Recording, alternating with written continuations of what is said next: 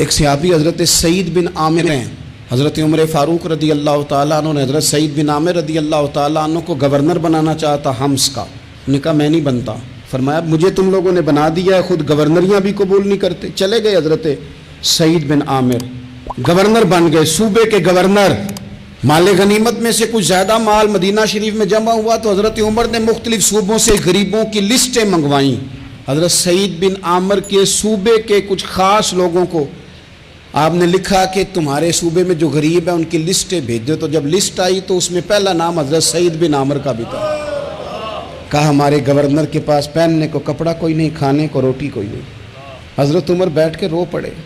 فرمایا تمہارا گورنر بھی مسکین ہے. اشرفیوں کی ایک تھیلی بھر کے حضرت عمر نے بھیجی.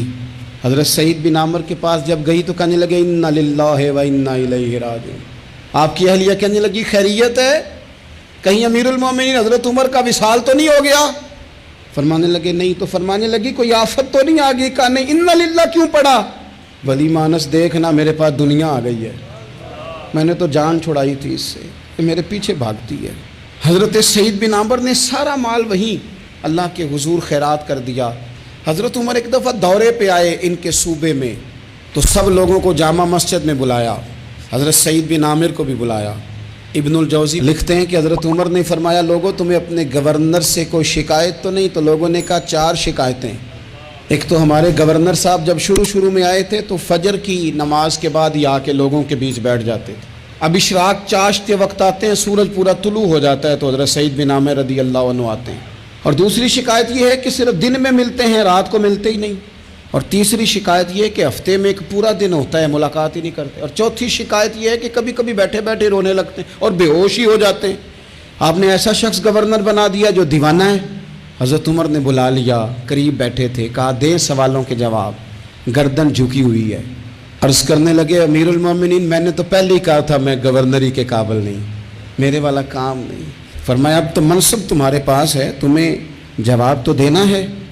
حضرت سعید بن عامر کہنے لگے حضور 4 میرے ساتھ مسئلے ہیں. فرمایا کون سے؟ حضرت سعید بن عامر کہنے لگے آپ سوال دہرائیں میں جواب دیتا ہوں. آپ نے فرمایا سعید لوگ کہتے ہیں پہلے تو سویرے آ جاتا تھا، اب تو اشراق چاشت کے وقت آتا ہے. گردن جھکائی، سناٹا چھا گیا محفل پہ. تھوڑی دیر کے بعد سار اٹھایا تو داڑھی پہ آنسو گر رہے تھے. فرمانے لگے حضور میرے گھر میں خادم کوئی نہیں، بیوی بیمار ہو گئی ہے. میں نہ سویرے اٹھتا ہوں، آٹا گوندتا ہوں، روٹیاں پکاتا ہوں، گھر میں جھاڑو دیتا ہوں، باہر آنے میں دیر ہو جاتی.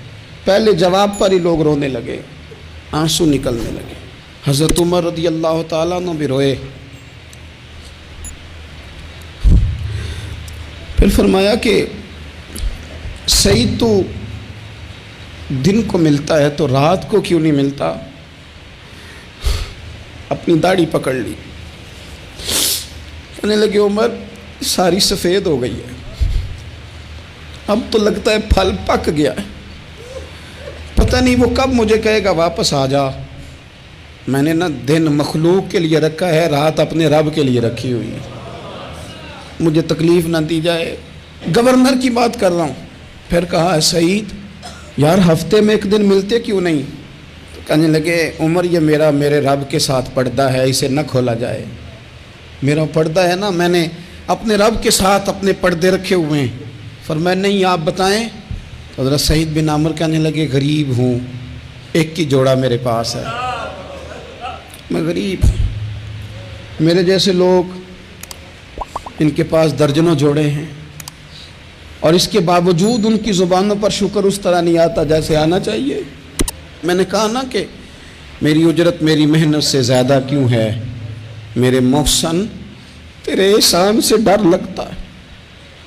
حضرت سعید بن عامر کہنے لگے ایک جوڑا ہے، ہفتے میں ایک دن دھو کے خشک ہونے کو ڈال لیتا ہوں، پھر بیوی کے کپڑے پہن کے بیٹھا رہتا ہوں. کس طرح گھر سے باہر نکلوں؟ میرا پردہ تھا. میں اپنی غریبیاں لوگوں کے سامنے نہیں رکھنا چاہتا، میں جانوں میرا رب جانے، میں راضی ہوں نا اس کی رضا پہ. اب تو حضرت عمر ہچکیاں لے کے رونے لگے. فرمانے لگے چل آخری سوال کا جواب ہی دے دے، کبھی کبھی روتے ہو تو بے ہوش ہی ہو جاتے ہو. حضرت سعید بن عامر پھر رونے لگے. فرمانے لگے بڑی عمر کا ہو گیا تھا جب کلمہ پڑھا تھا، جب وہ پچھلے گناہ یاد آتے ہیں نا، میرے سامنے لوگوں نے حضرت حبیب بن عدی کو سزا دی تھی مکے میں، اور میں اس وقت مسلمان نہیں تھا، میں مدد نہیں کر سکتا۔ جب وہ وقت یاد آتا ہے تو برداشت، سوچتا ہوں کیسے اللہ کے حضور جاؤں گا۔ دوستو دعا کرنا، یہ وطن جو داتا صاحب کا ہے، جو بابا فرید کا ہے، جو غریبوں کا ہے، کمزوروں کا ہے، مزدوروں کا ہے، اللہ اس ملک کو بھی کوئی ایسا شخص عطا فرما دے